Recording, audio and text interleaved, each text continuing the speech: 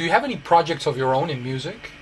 I have in the past, and now of course I'm inspired now to pick that up again. In the late '90s, early 2000s, about 10 years ago, I had a progressive rock band called 10.10, and we did 4 albums, and the last one was a Christmas album called 1225, which, for the people that know about it, it seems to be a favorite Christmas album. It's a very progressive Christmas album. It's available on iTunes. And then since that time, I've just been doing various some studio projects, helping out bands. I played with another band called Apologetics for a few years. They're a parody band, like Weird Al Yankovic. Where you take the song, you change the words. So they're a Christian parody band. So they would take like Bible stories and cleverly reword, put new words to existing music. Played with them for a while, and now I'm actually I've been producing them for the last few years.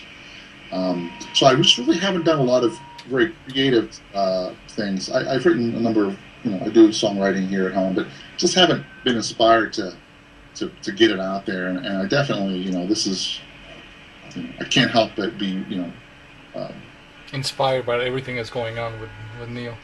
I think you can expect to within the next 9 months or so, have some. I would be doing something. Neal's very much. He has a unit right now with him and Mike and Randy in the studio, and they write, and that's working well for them. And I don't have, of course, it would be wonderful to be involved in the writing process and things, but I don't have any expectations of that. If that happens, that would be tremendous. But you're about to embark on a tour. You're going to Finland with the band, right? In a couple of weeks, or when's the date for that? And that's July 28th, I think. Mm-hmm. We have a couple shows in 2 weeks. The first show is in Kentucky. It's for a charity, and then we're playing the Cornerstone Music Festival, which is near Chicago, and they're one of the biggest and longest running Christian music festivals in the United States. But this is their last year, so we're going to be a part of the last Cornerstone Festival. And then we have a few weeks off, and then we do the Finland show at the end of the month. And this is sort of just the summer festival thing. And then Neal gets busy. He's doing Flying Colors tour. September timeframe, I think, and then October is the Momentum tour. And don't forget the most important show of the tour. I can't. I'm so excited. I was, as a musician, one of the dreams is always to be able to travel the world and play different places that you wouldn't normally go. And I was really happy to see Mexico on the list. They said. They were talking about what a great reception that they got the last time when they came down on the Testimony tour, and I'm really looking forward to that.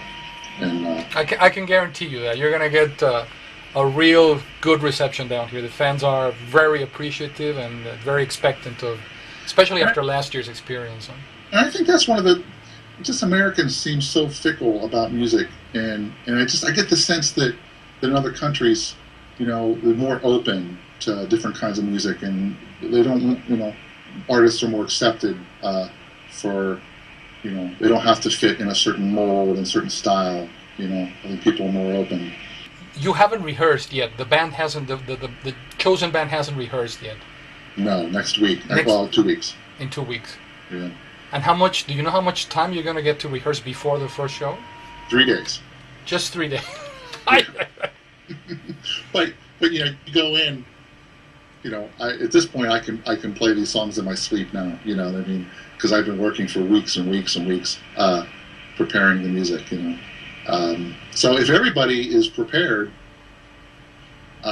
shouldn't be a problem. I mean, we'll probably spend. The hardest thing is going to be the vocals, because you really can't prepare that completely by yourself. You need to. Because it takes time to learn to blend with the other singers, and you got to figure out who. We have an idea, like who's going to sing the high part and the middle part and the low part, but sometimes you have to switch them around.